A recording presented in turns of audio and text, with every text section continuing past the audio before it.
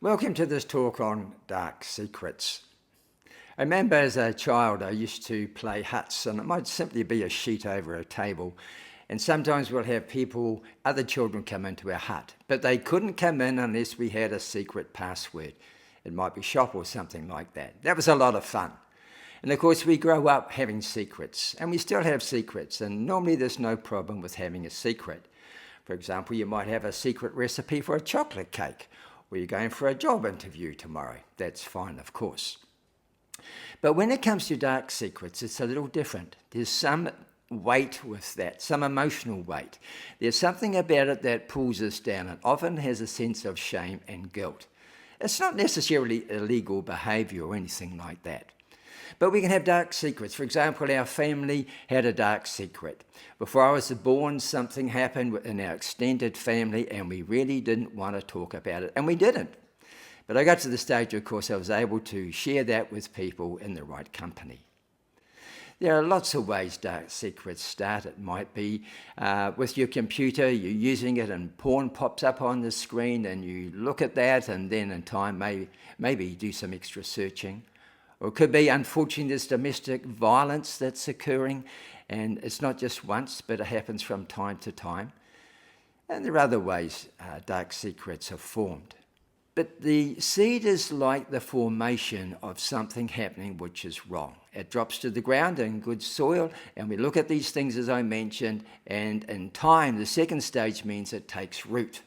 The roots go down, people don't know about it, we understand what's happening, but we say to ourselves, well, we can get over this. But it's only a matter of time before we become entrenched with this dark secret. Of course, not only do the roots go down, but the third stage is that the plant grows, and sometimes people discover what's going on. It takes a lot of energy to hide these dark secrets very often. But the wonderful thing about the gospel, which is good news, is that God, through Jesus Christ's resurrection power, enables us to break free from these dark secrets. Now, I suggest, first of all, we need to come to the point of confessing that we have a problem.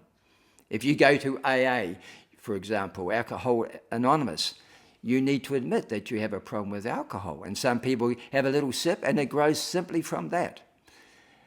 The second stage is that we need to accept Christ's forgiveness. On the cross, there were two thieves beside Jesus. They were both guilty of crimes, and one tried to excuse himself for the crime. But the other thief turned to Jesus and said, "We are guilty for our crimes and deserve this. Please remember me." And Jesus said, "Today you will be with me in paradise." Now that thief, he repented of his sin.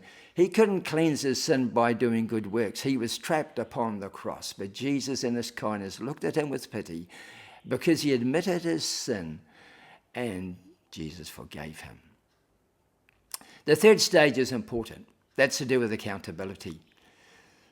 John Wesley, of course, the founder of Methodism, he encouraged small groups. And I think small groups is a very good place to start with sharing our dark secret, if we need to share our dark secret, and there's confidentiality in the small group.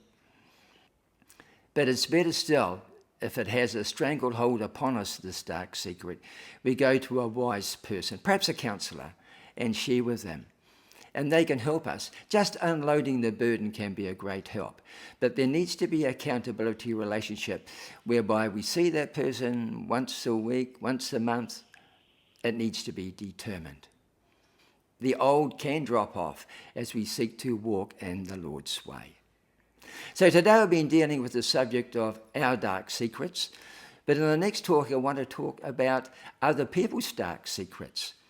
And if we're responsible for people and we discover that, how do we cope with that? Or maybe people come voluntarily to us and ask for help. So God bless you. Draw upon the grace of the Lord Jesus Christ. Don't forget to look at the link below to look at the paper on dark secrets.